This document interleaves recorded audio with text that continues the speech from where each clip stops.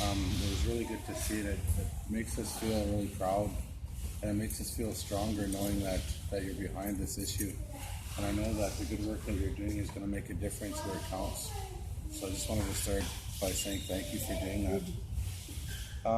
Over the past several years, we've noticed in our territories north of Ganabajing, in the forest on the North Shore, there's been a lot of mining, prospecting. There's been a lot of logging, a lot of cutting. We noticed that the water qualities in our swamps and our little lakes have gone down to the point where you can't drink out of the water anymore. We know that the nuclear industry has caused a lot of environmental damage to the Great Lakes, and we see the logging trucks come out of our territory at just an unbelievable rate.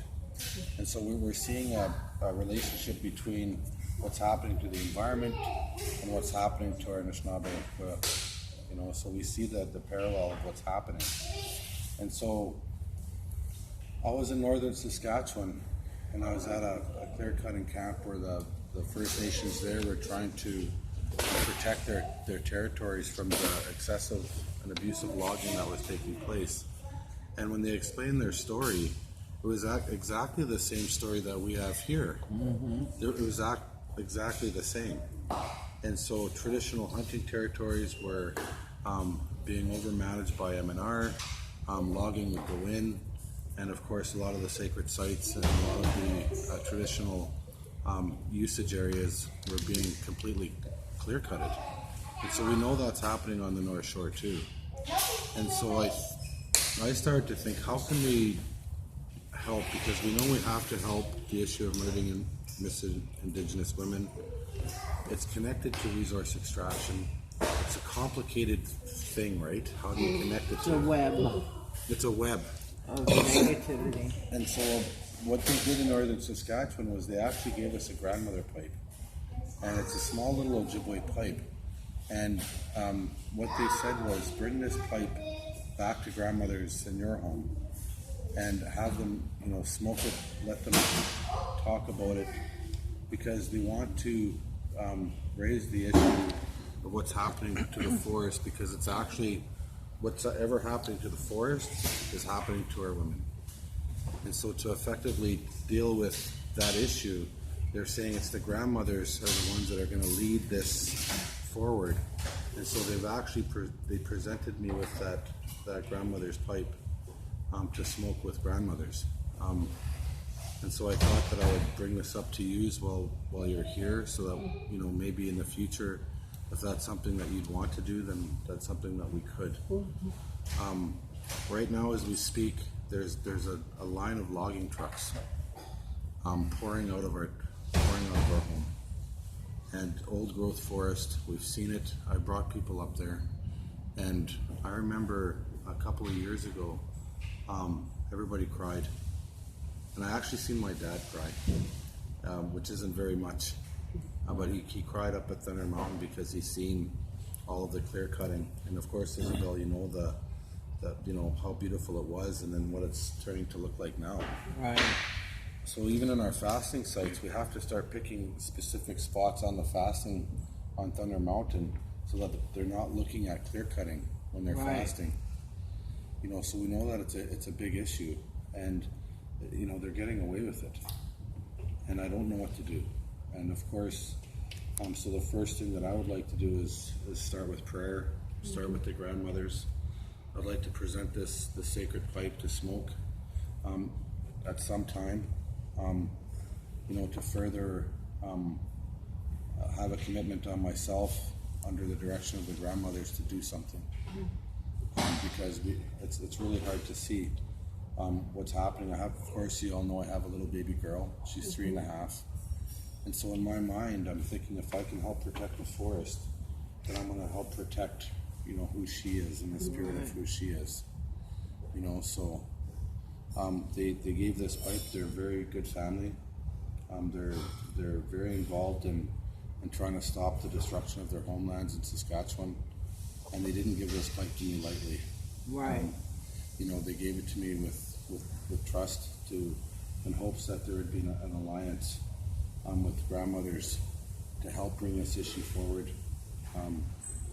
And so, of course, you know, that's why I called this meeting, is so that you have time to think about it.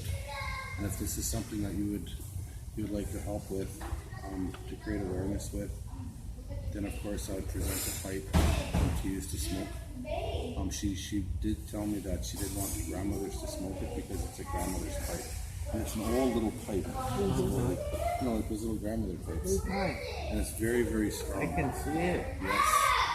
So that's what they've asked. And so I thought that there's grandmothers here, you know, and you're my grandmother, so I thought I'd ask you. You know, so. What Spirit tells me is that we should gather, all of us, at Thunder Mountain. Oh, wow. And do the pipe ceremony there. All of us together. That'd be beautiful. And see what Spirit tells us to do.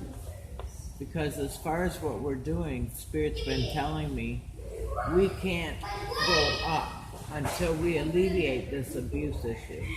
Yeah. Because this abuse issue is so hard on everybody. There wasn't a woman in our group that wasn't sexually abused as a child. Yeah.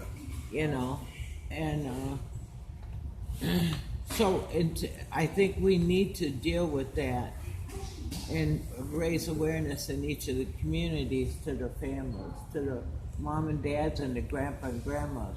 But I think to smoke that grandma pipe, because Thunder Mountain is where we've all fasted. And I think it's important to do that pipe up there where the old elders used to do their ceremonies. And all of us grandmothers gather together and go there. And we can bring a little lunch. And we can feast and leave offering for little people. They can start messing up their trucks. You know, when they were building Highway 17, them little people overturned four-wheel trucks, dump trucks. I heard that. They were pissed. They didn't want that road going through there. Right. So we can just ask for their help. You know? Mm-hmm. Okay. Goof up their chainsaws. Yeah. Siphon their gas out, you know? You got to get them on your side up there, because there's a lot of them up there. Right. I can certainly make it so that, you know, we can have soup and we can have, you know, lunch up there. Just a little Yeah. bit, not a whole blown, you know. I could also set up some tents so that it's comfortable and, you know, things like that. So In case it rains. yeah, I've got all this stuff to you know, so that we're comfortable. So are we doing this like Before winter, before winter? I think so, because that'll give the little people time in the winter to think their strategies. We'll bring gifts for little people. Sounds Ask good for to their me. help. Make it so miserable in there that they can't drive their trucks in there. I know when I drove in to fast, the water was coming right up in the car from them big trucks on the road. Oh yeah. Right up, and I had a brand new car. Yeah. And it was seeping right up through the doors. Oh my God, my brother said, "Sis, you're nuts." Remember Jim? I'll show you a picture of what they're dealing with up there, which is the story was exactly the same of what's happening here. And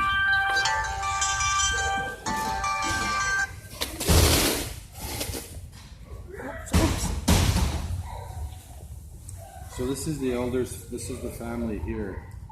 So I'll just go around.